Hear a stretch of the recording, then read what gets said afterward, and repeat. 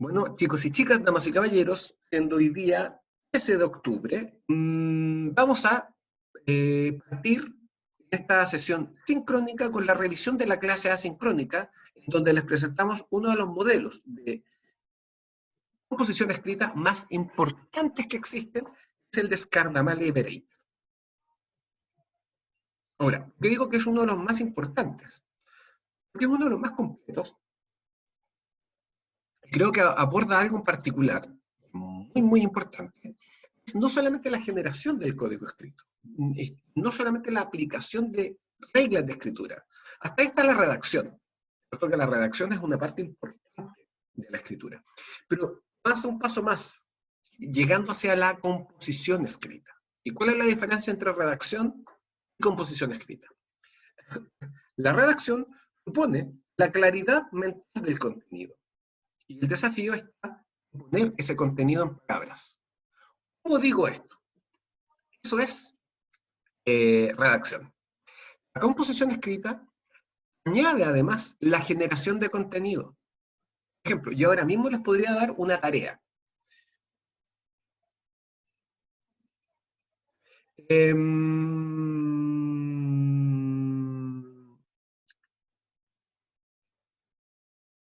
Explíqueme usted cuál es, a su juicio, el desafío más importante de la psicología. Eso implica inmediatamente tomar decisiones. A ver, ¿qué sé yo de psicología? Desafíos conozco en la psicología.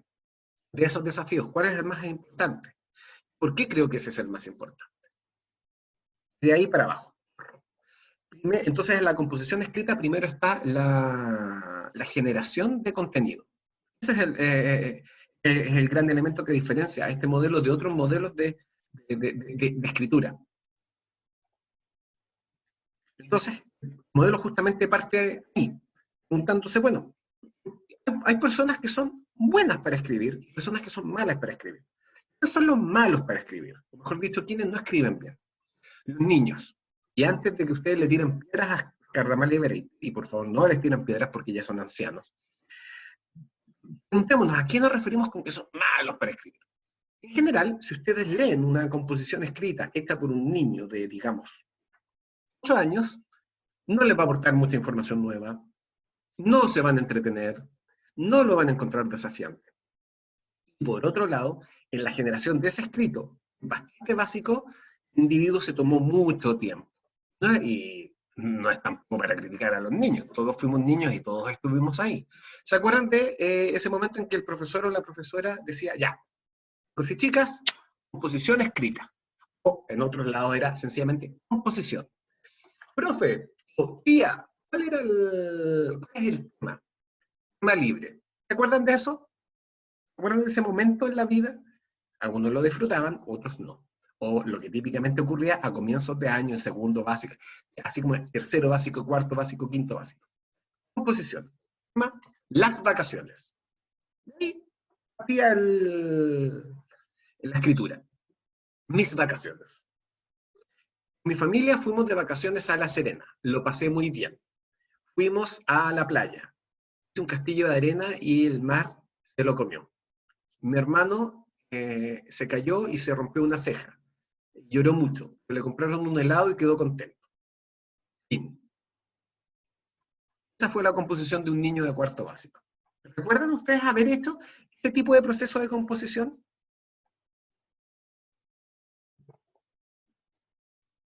Y algunos lo disfrutaban, yo lo disfrutaba mucho. A mí me encantaba hacer composición, disfrutaba escribir. El único tema sí, es que yo me demoraba, mi letra era pésima, y siempre me pasaba del margen. Y a mí me enseñaron que el que se pasaba del margen era como el borde de un puente, y uno se caía del río y se ahogaba. Entonces, siempre luchaba por no caerme del río, pero al final siempre me caía igual. Era como que yo terminaba la composición empapado, pero sobreviví. Y el asunto es que muy contento que quede un niño de quinto básico con su composición, muy poco crítico respecto de ella, no la compara con otros textos, no ese es el criterio, da lo mismo.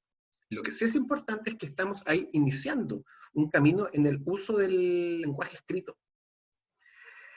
Yo de repente como profesor me doy cuenta de que hay estudiantes que siguen un modelo más o menos similar, que me llegan mails muy poco elaborados, donde se nota que lo que hay es casi un flujo de conciencia.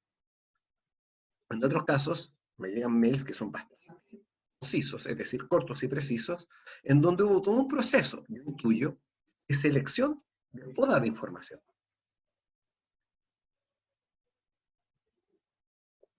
Son, en ese sentido, a pesar de que son más cortos, son más elaborados, porque claramente la persona ordenó sus ideas antes, durante la escritura, y a veces incluso después de la escritura.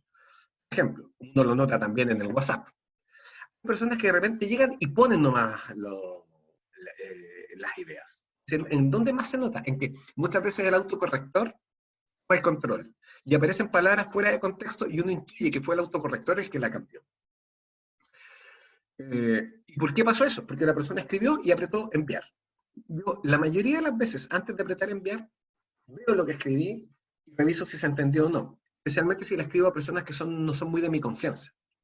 Pero cuando uno le escribe a un amigo o a una amiga, da lo mismo. Cuando uno le escribe a una persona, a un compañero de trabajo, por ejemplo, en WhatsApp, es importante que haya harta precisión. Entonces, también uno muchas veces revisa el mail o el WhatsApp antes de enviarlo. Oh, ¿para qué andan?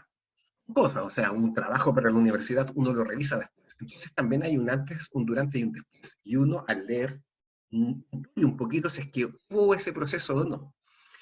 Entonces, la gran pregunta acá no es cómo hacemos que un niño de quinto básico escriba como un maestro, porque eso no existe.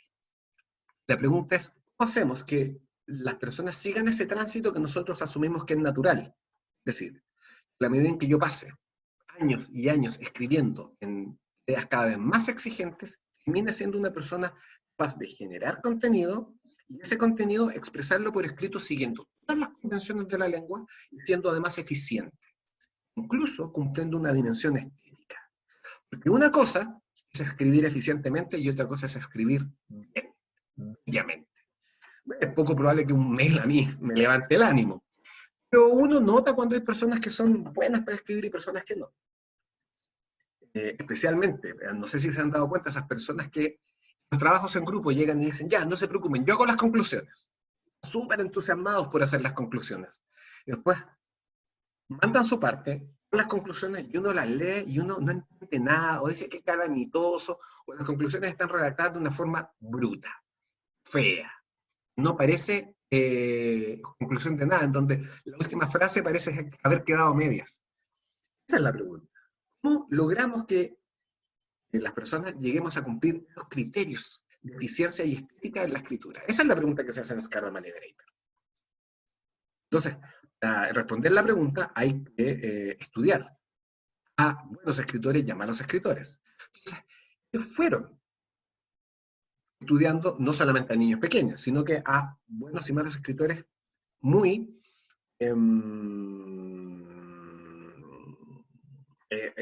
en distintas etapas de su vida y también separados en buenos y malos.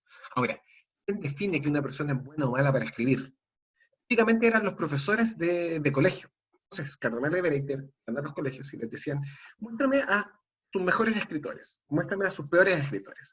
Y les pedían que ellos fueran relatando lo que hacían antes, durante la escritura o después de la escritura, lo cual se denomina un protocolo de pensamiento en voz alta. Para que ustedes se den un ejemplo. Protocolo de pensamiento de voz alta a la hora de jugar ajedrez. Yo soy el jugador de ajedrez. Yo tengo que describir mi mundo mental mientras juego ajedrez. Mi mundo mental, no mi mundo físico. Perfectamente yo podría decir, ya, ahora estoy tomando el peón, lo estoy levantando. Ahora lo voy a mover hacia adelante 2 casilleros. No, no era eso lo que les pedían Scardama y Bereiter a los niños. Lo que les pedían era que ellos dijeran, por ejemplo, el jugar ajedrez, ya, yo ahora quiero buscar la mejor salida posible. Sé algunas. Sé una de las salidas, quizás esto es superstición, pero cuando mejor me ha ido es cuando yo parto con el caballo.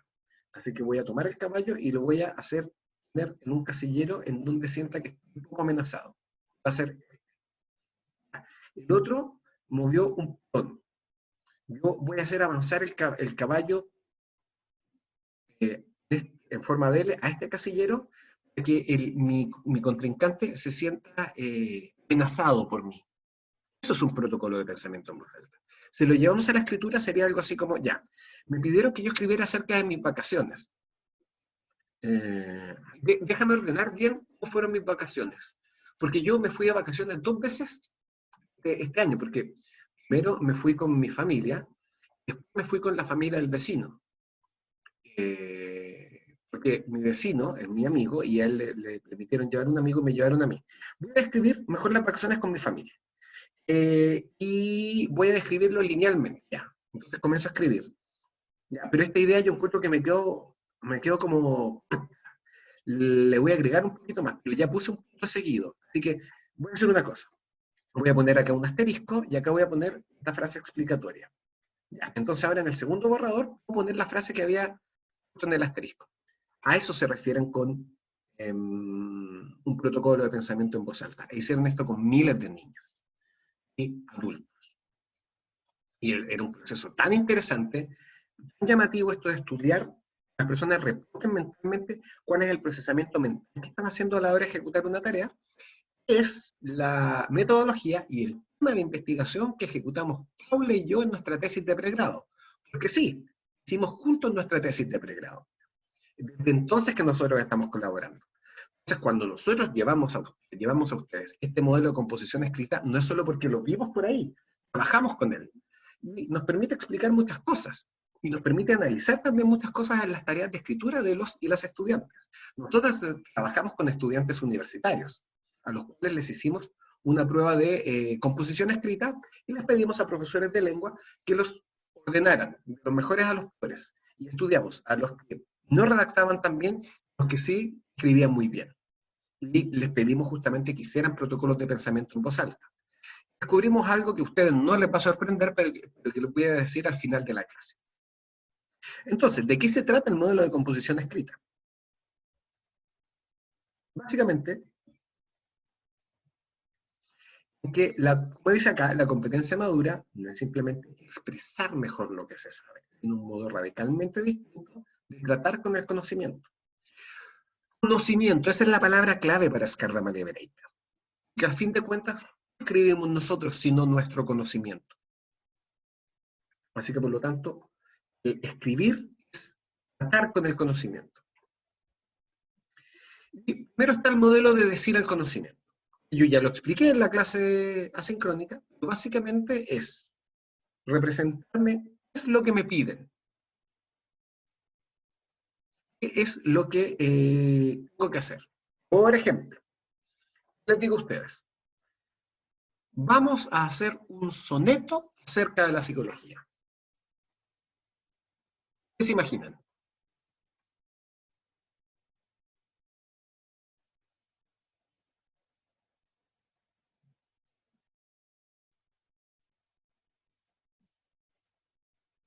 ¿Ya? Débora dice un poema. Y estás en lo cierto. Gloria dice, no sé lo que es soneto. Pero Débora avanza un poquito, un poema. ¿Quién era la reina de los sonetos en Chile? Reina me refiero, no a la que controlaba los sonetos, pero la que nosotros podríamos decir que era maestra en los sonetos.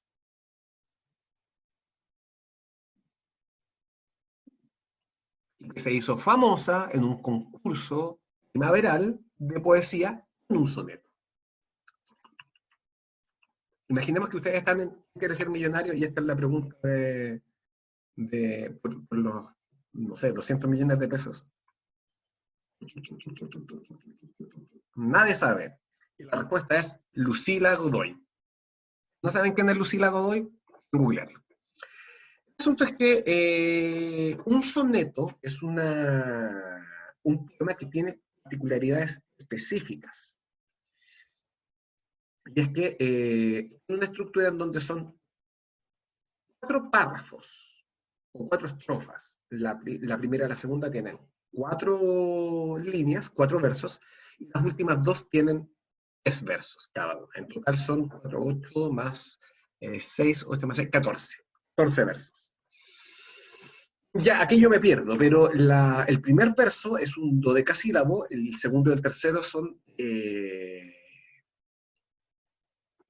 ¿Cuál es la palabra que estoy buscando? ¿Heptasílabos? No, no es hepta.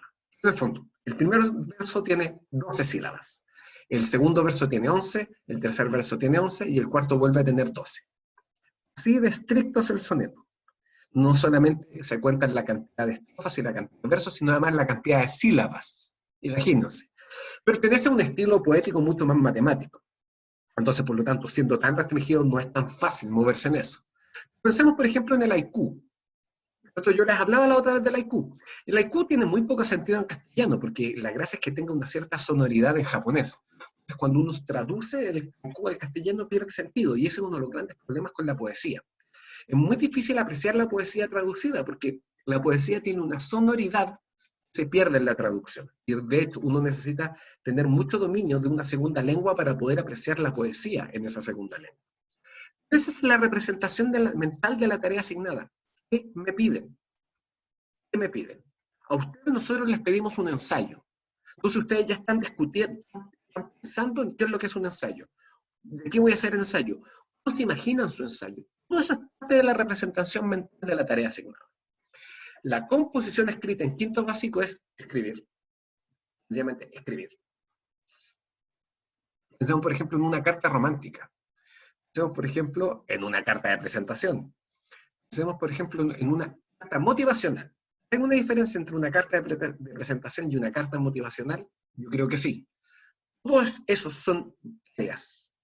Y no importa tanto lo que la tarea pide, o sí, lo que el sujeto cree exige la tarea. ¿Qué consiste la tarea? Una vez que eso está ya fijo, está sacrosantado, el sujeto pasa a los procesos de decir el conocimiento, que es generar, localizar la información importante y utilizarla para generar información y generar información y generar información. Y cuando yo genero información, considero que es pertinente, lo escribo. Cuando considero que no es pertinente, lo rechazo y vuelvo a hacer el mismo proceso. En eso consiste el proceso de decir el conocimiento. Se me ocurre, decido si lo pongo o no lo pongo. Se me ocurre y decido si lo pongo o no lo pongo. Así de simple. En todo momento, esto se ve alimentado por lo que yo sé acerca del contenido y por lo que yo sé acerca del estilo. Ejemplo, ustedes pueden hacer citas en formato APA en un ensayo.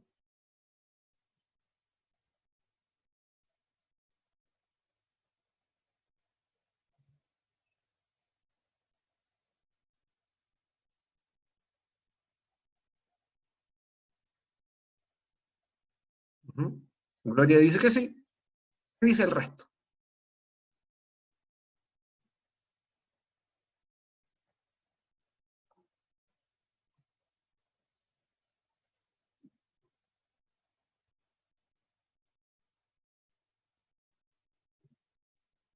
¿Ya? María, María José, lo importante es, ¿qué crees tú? Porque dices, no sé, ¿qué intuyes? Si puedes, ¿qué no puedes?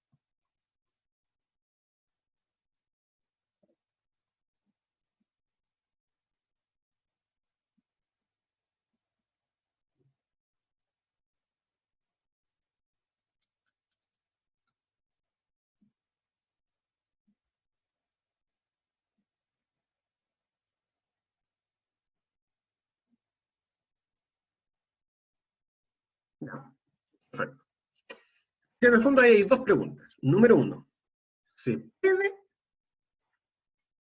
hacer citas en un ensayo? La segunda pregunta es si saben cómo hacer citas. La pregunta realmente la que me interesa es la primera. Aunque no, las dos preguntas son pertinentes. Ambas preguntas corresponden al conocimiento discursivo. Lo que yo sé acerca de este tipo de discurso, lo que yo sé acerca del género, lo que yo sé acerca de cómo se hace esto. Conocimiento discursivo.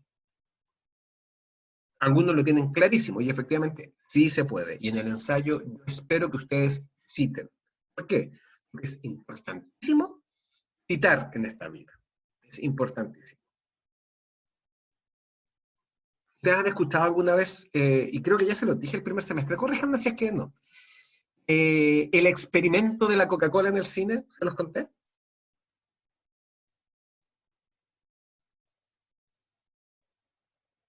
Ya. Gloria siempre responde, la voy a tomar un poquito como barómetro, pero no, pero María José dijo, sí, parece que sí. Se parece, se puede perder. Así que por lo tanto se lo repito, les cuento.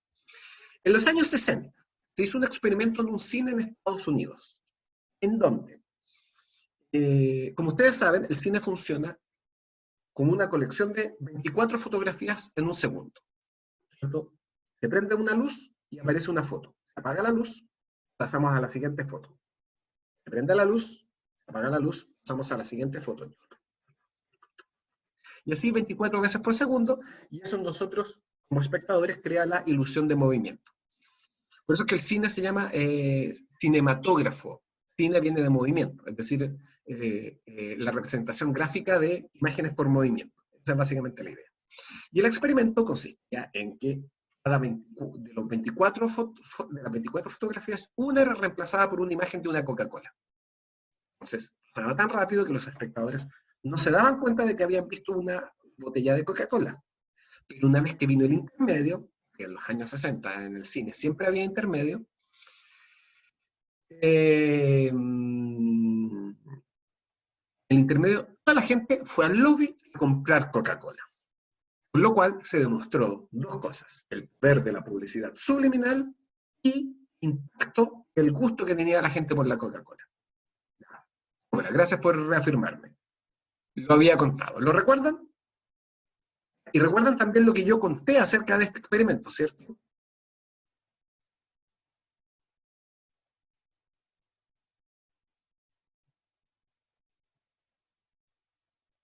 No, profe, yo no. No se preocupe, Javiera, porque realmente no sé si impactante. Es la parte negativa del experimento. Es que el experimento nunca se realizó. Es un mito urbano. Corre por las salas de psicología. Que a mí incluso, cuando yo estaba en primer año, me lo contó un profesor. Yo pasé por lo menos 3 años pensando que era cierto. Que aparece, ya existía Internet cuando yo entré en la universidad. No, estaba más, era más un espacio de, ni siquiera existían los juegos en línea. Lo que sí uno podía sacar mucho de Internet eran los walkthroughs, es decir, guías para resolver juegos, dónde saltar, dónde estaba escondida la moneda especial. Eso es lo que yo más sacaba de Internet en esa época. Pero después, aproximadamente 10 años después, aparece ya la academización de Internet, en donde Internet se comienza a transformar en una espacio en donde uno pueda buscar información académica. Se me puse a googlear el famoso experimento. Miento, no lo googleé porque no existía Google en esa época. Pero lo busqué y nunca apareció el experimento. Lo comencé a buscar en publicaciones especializadas, manuales de psicología, nunca, jamás se mencionó. Entonces, cuando a mí me lo cuentan como se hizo. Se hizo el experimento. ¿En dónde? ¿En qué cine? No sé. ¿Quién lo hizo? ¿Quién estaba a cargo de ese experimento? No sé, la Coca-Cola. No sé, no sé, no sé. ¿Qué les quiero decir con esto? Esa es la importancia de la cita. No solamente reconocer el trabajo de otros, sino que además permitir ir a la fuente. Y cuando la fuente es anónima, típicamente no existe. Es parte de un mito. También ustedes les pueden contar que en el humo del Nescafé, del Nescafé, está escondido un gorila. Además, esa es una noción súper psicoanalítica, que se supone que la lógica de una figura de un gorila en el humo es que el gorila representa la sexualidad masculina, que por lo tanto lo que se vende en el café es la conexión con la sexualidad masculina, así como si esto es un ejercicio publicitario apuntado a un target con las mujeres. Y eso nunca, a mí también me lo contaron, ojo, eso nunca fue, nunca existió. ¿Ya? Alguien se le ocurrió, y ni siquiera sé si a alguien se le ocurrió y sembró el rumor a propósito. No, son rumores que crecen, ¿cómo crecen los rumores? A veces sin una intención original y luego se van reproduciendo como quien reproduce imágenes, falsas noticias a través de WhatsApp. Entonces, por eso es importante la cita. ¿De dónde viene esto? Así que nosotros esperamos en el ensayo ustedes ejecutan citas. Y eso es parte del conocimiento discursivo. Los que no sabían si se podía o no hacer citas en un ensayo, ahora lo saben. Sí se puede. Y con eso se alimentó su conocimiento discursivo. Y luego está el conocimiento del contenido. Si yo les pido que ustedes hagan un ensayo acerca de impacto de las redes sociales, la salud mental de los seres humanos. Inmediatamente, ¿qué se activa su conocimiento del contenido? ¿Qué saben ustedes acerca de este contenido? Vayan tirando cosas, vayan lanzando cosas.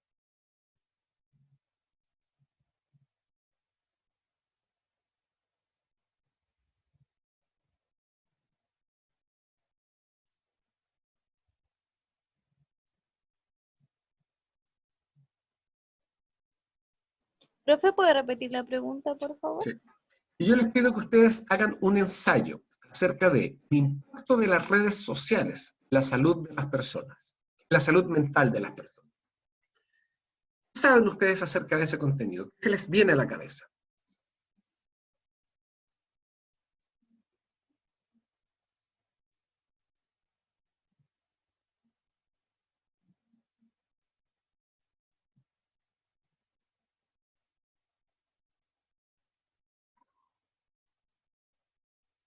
¿Ya? La Gloria tiene una idea bastante elaborada, que es que las redes sociales causan mucha ansiedad en las personas.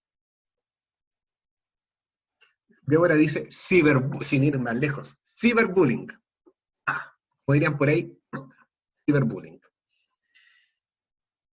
¿Ya? Gloria dice, la ansiedad en las personas por la cantidad de estímulos instantáneos, noticias que llegan a ellos. O sea, yo no sé cómo lo vivieron ustedes, pero el estallido social, yo el año pasado lo viví con ansiedad, reconozco que sí. Y justamente uno de los culpables era WhatsApp. Me llegaba información y me llegaban noticias y me llegaban trascendidos. Todo era apocalíptico. Bueno, no todo, la verdad, pero sí yo estaba relativamente preocupado, siempre sentí que esto se iba a desbantar mucho más de lo que se desbandó. Más. Y ojo que, por ejemplo, mientras responden, Débora dice ciberbullying. Yo entiendo lo que es el ciberbullying. Yo asumo que Débora sabe lo que es el ciberbullying. Pero la gran pregunta es, ¿tendríamos nosotros que explicar lo que es el ciberbullying? Dice que sí, en un ensayo de este tipo. Y, por otro lado, ¿qué es el ciberbullying? ¿Ya? Javiera dice, respecto al estallido social, ¿ya? Nos tienen a todos en... Exacto, como dice Débora, para contextualizar a los lectores. Javiera, tú dices, pero respecto al estallido social, ¿hay algo más cierto? ¿Hay un punto suspensivo? Ah, no, totalmente. Y esto es súper importante porque si se dan cuenta, no quiero yo intencionar nada, pero debemos estar hablando de generar contenido respecto a esto mucho rato. Así que yo sí creo que las redes sociales tienen un impacto negativo para la salud mental de las personas. También un impacto positivo. Como dice Javiera, a través de las redes sociales salieron cosas a la luz. Es decir, a mí me da la sensación de que alguna persona tiene que haberse enterado dónde está su hijo o dónde estaba su hija gracias a las redes sociales, lo cual es muy positivo para su salud mental. Entonces hay de dulce y de agraz, ¿cierto? Incluso, súper interesante también para este tipo de ensayos es lo que son las redes sociales. Porque la red social, nosotros lo asociamos a las formas de información que uno mueve a través de este aparatito. Pero la red social también es el conjunto de personas con las cuales uno se vincula. Desde la familia nuclear a la familia extensa y saliendo incluso a la red de amigos. Eso también puede ser considerado red social. Entonces, hacer esa distinción y definir de qué estamos hablando también es parte del contenido. Todo lo que ustedes saben acerca de redes sociales, salud mental, la relación entre ellas, en este caso es conocimiento del contenido. El decir el conocimiento, básicamente, se me ocurre y decido si lo pongo o no lo pongo. Se me ocurre y decido si lo pongo o no lo pongo. Eso es, así todo el rato. Y cuando el sujeto dice, escribí suficiente, queda satisfecho con la representación mental de la tarea asignada. ¿Escrito suficiente? No, voy a seguir escribiendo. ¿Escrito suficiente? No, voy a seguir escribiendo. Pensemos, por ejemplo, en cómo sería escribir una introducción a un ensayo utilizando este modelo de decir el conocimiento. ¿Cómo creen que quedaría la introducción?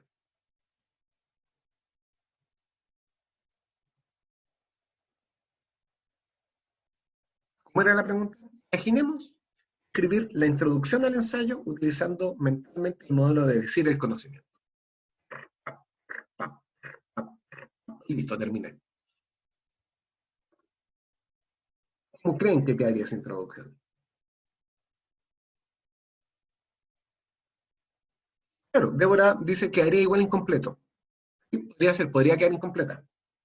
Claro, poco coherente, sin hilar ideas y por sobre todo sin filtrarlas mucho. Uno de los elementos que observaron Scardemal y Bereiter y también otros teóricos de la escritura, nosotros podemos darle una tarea a escritores expertos y escritores novatos, o escritores, a buenos escritores y a malos escritores, una tarea donde los obliguemos a hacer dos borradores. Un primer borrador, un borrador en base al primer borrador, y luego el texto final. Lo que se ha observado es que en los buenos escritores, el texto final es bastante distinto del borrador inicial. En el tránsito se omitieron muchas ideas, se agregaron otras nuevas. Hay párrafos enteros que cambiaron de lugar, haber cambiado el estilo, etcétera, etcétera, etcétera. En cambio, los escritores más novatos, más inexpertos, el borrador inicial y el producto final son muy parecidos. Hubo pocos cambios. Típicamente lo que hacen los escritores novatos es que los cambios que hacen son casi exclusivamente cosméticos. Embellecen expresiones o incluso solo palabras. Como decía una amiga mía en primer año, yo lo que hago para responder las pruebas de epistemología es que cambio los es por constituye. ¿Qué significa eso? Y en vez de decir, esto es una idea novedosa, ya ponía, esto constituye una idea novedosa. Entonces, ¿qué es lo que me estaba diciendo con eso? Mi estrategia para responder en epistemología es embellecer el discurso.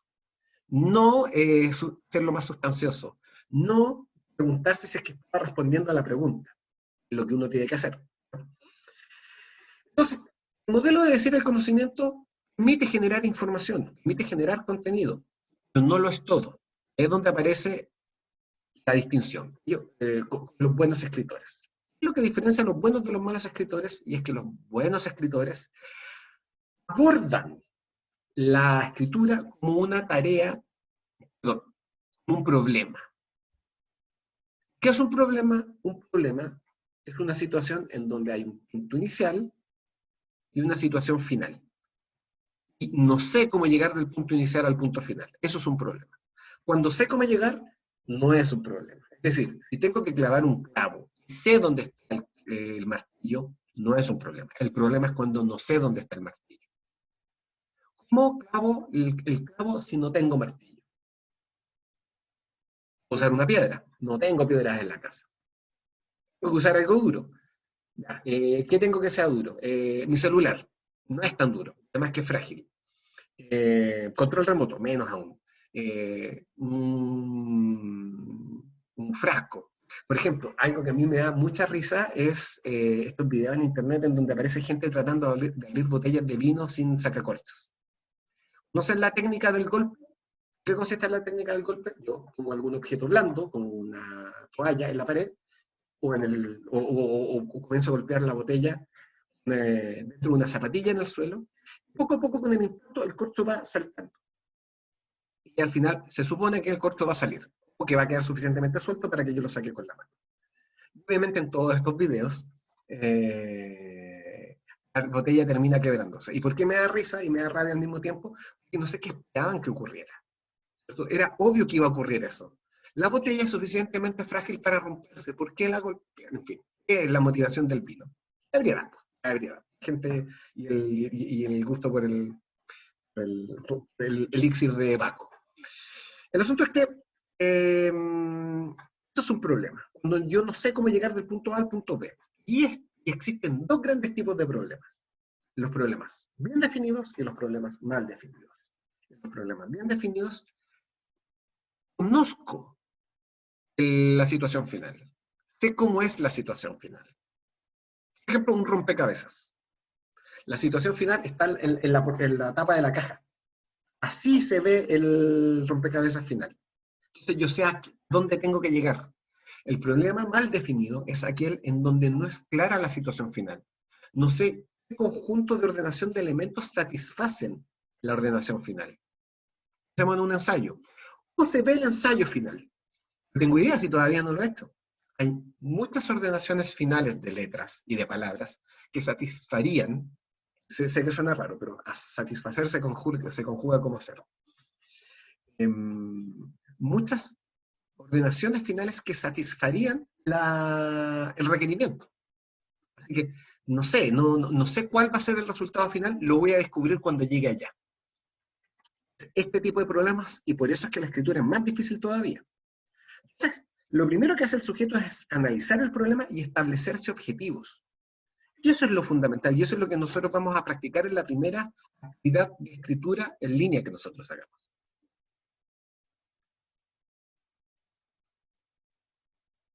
Así que bien, pues. Chicos, chicas, voy a hacer una pequeña pausa. Guárdenme tantito que tengo que resolver un problema acá. Vuelvo enseguida. No se vayan.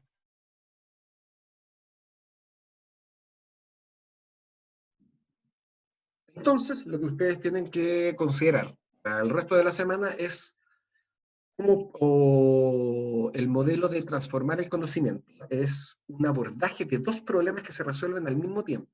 Esos problemas tienen espacios definidos, entre los cuales traducciones.